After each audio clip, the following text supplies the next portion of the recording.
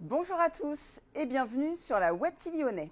Aujourd'hui, j'ai le plaisir de recevoir une pépite du e-commerce représentée par son président, Faustin Falcon. Bonjour Faustin. Bonjour Dorothée.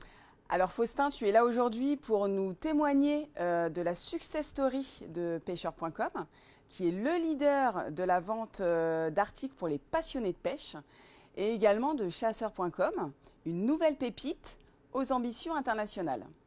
Alors Faustin, est-ce que tu peux en quelques mots nous présenter la singularité de ton business et nous en donner quelques chiffres? Alors en quelques chiffres d'abord, pêcheur.com plus chasseur.com, c'est environ 40 millions d'euros TTC de volume d'affaires. C'est un site sur pêcheur.com qui propose 150 000 références à la vente, sur chasseur.com 50 000. Donc on essaie en fait de couvrir tous les usages, tous les besoins de tous les passionnés de pêche et de chasse.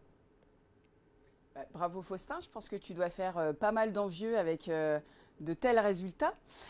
Focusons maintenant sur votre raison d'être et plus particulièrement la promesse client.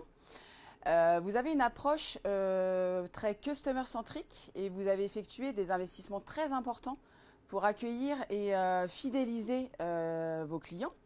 Est-ce que tu peux nous en dire un peu plus? Alors comme je le disais en introduction, c'est vrai que la première approche, la première dépense en fait, c'est d'être capable de proposer ce catalogue le plus large possible à tous les passionnés de pêche et de chasse, puisque on est sur des pratiques qui sont très très différentes, très diverses, avec grande diversité de produits. Donc il faut être capable de proposer cet immense choix. Donc on a bâti un business model très particulier pour ça, avec des vrais partenariats avec nos fournisseurs, les marques, qui permet de proposer ce choix. Mais à côté de ça, les investissements aujourd'hui en tant que leader, c'est d'avoir tout, non seulement le choix, mais le prix, le service, le conseil. Donc dans les investissements qu'on fait, il y a notamment dans la partie conseil, de la production de contenu pour aider les gens à améliorer leurs pratiques, se servir mieux d'un nouveau produit, d'une nouvelle technologie. Tout ça, on le fait au travers de tutoriels qu'on peut aussi découvrir sur nos réseaux sociaux. Et puis évidemment, il y a tous les services avant et après-vente qu'on pourra évoquer par la suite. On imagine quand même qu'offrir des services à ses clients a un coût. Et je crois savoir que tu ne diriges pas une entreprise philanthrope. Avec le recul, Faustin, est-ce que vous allez conserver la gratuité de ces services? Alors, comme on le dit souvent en interne, on préfère rendre de l'argent à nos clients, consacrer des budgets pour satisfaire nos clients, plutôt que dépenser de l'argent pour les acquérir, les réacquérir en permanence en donnant du budget à Google ou à d'autres. Non pas que j'ai quelque chose contre Google. Donc ça veut dire que oui, on a vocation à continuer la gratuité de ces services, on a vocation à continuer d'offrir le port sans minimum d'achat en relais et d'offrir de nouveaux choix de services plus rapides, livraison express, livraison à domicile. On a vocation à continuer le retour gratuit, quel que soit le motif de retour. On a vocation à continuer à proposer des services notamment autour du paiement. Alors comme tu l'évoquais, les services que vous proposez à vos clients ont largement contribué à votre croissance. Si on zoome côté paiement et apport du partenariat Honnête, pour lequel d'ailleurs nous sommes très fiers, vous proposez des facilités de paiement. Donc pour rappel, le paiement différé et du paiement fractionné en 3, 4, 10 ou 12 fois.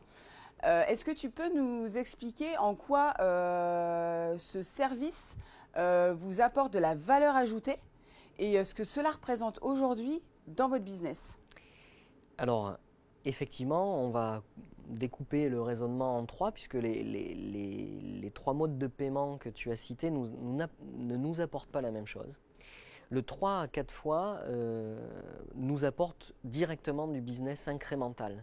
À partir du moment où on l'a mis et pris en charge les frais pour le client, on a connu une croissance importante et aujourd'hui ça représente de l'ordre de 12% de notre volume d'affaires, ce qui n'est donc pas négligeable. Ça a permis en fait à des clients d'accéder à des produits d'investissement auxquels un paiement direct en carte bancaire ne répondait pas.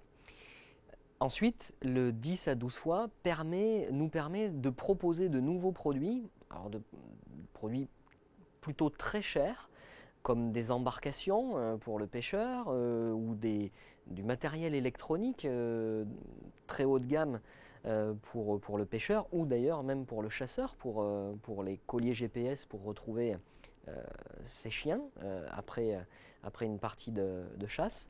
Et donc ça, ce sont des produits très onéreux, de gros investissements, supérieurs à 1 000 € souvent, sur lesquels une facilité de paiement est nécessaire, sinon il n'y a pas de transformation. Et enfin, le paiement différé, c'est aujourd'hui pour nous presque plus un outil de communication. On a été un des premiers à l'adopter et on remercie d'ailleurs Onet de nous avoir fait confiance sur ce sujet-là pour être un des premiers adoptants. Pour la petite histoire, on l'a mis en ligne le 1er avril et ce n'était pas un poisson d'avril chez Pêcheurs. Et donc ça nous permet aujourd'hui de communiquer puisque, comme je l'ai dit tout à l'heure, une partie de nos produits ne sont pas en stock mais sont en stock chez le fournisseur. Et donc on a des délais un petit peu plus tardifs que la moyenne lorsqu'on expédie une partie de nos commandes. Eh bien, ça nous permet de dire aux clients, certes vous pouvez attendre parfois un tout petit peu plus, mais vous recevez quand même la marchandise en 3-4 jours, donc souvent bien avant que vous ayez pu faire le paiement. Je crois beaucoup à ce mode de paiement et particulièrement chez nous parce que ça va permettre aux gens de s'apercevoir qu'ils peuvent profiter du produit, le tester sans avoir payé encore. Alors Faustin, des services offerts, des facilités de paiement proposées, une croissance fulgurante, quel est ton secret? Alors, je dirais qu'il n'y a pas vraiment de secret, mais si je devais dire ça en un mot, c'est rester concentré sur ce qu'on veut apporter à une clientèle, à des gens à qui on veut adresser un nouveau service ou nous en l'occurrence vendre des produits. Notre motivation, ça a vraiment été d'apporter à tous les passionnés de pêche ou de chasse les meilleurs produits, le plus grand choix, là où sur le territoire, ils en avaient de moins en moins, puisque les petits distributeurs ou les petits magasins de pêche et chasse fermaient les uns après les autres et il leur fallait parfois faire beaucoup de kilomètres pour aller dans une plus grande surface, qui n'avait d'ailleurs pas forcément tout le choix qu'on peut proposer. Donc à partir du moment où on a pu se différencier avec ce modèle-là, on a quelque chose à apporter.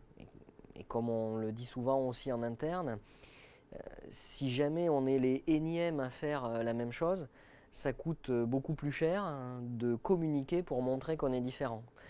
Si on est les premiers à faire quelque chose, l'action communique d'elle-même. Voilà. Donc ça serait mon conseil. Un grand merci Faustin pour ce témoignage très inspirant et encore un grand bravo à toi et à tes équipes. Tu me donnerais presque envie de me mettre à la pêche. Merci beaucoup, notre Web TV est maintenant terminée. Si vous avez des questions à poser à Faustin ou si vous souhaitez des informations sur nos facilités de paiement, écrivez-nous à l'adresse partenariat@onet.fr. À bientôt.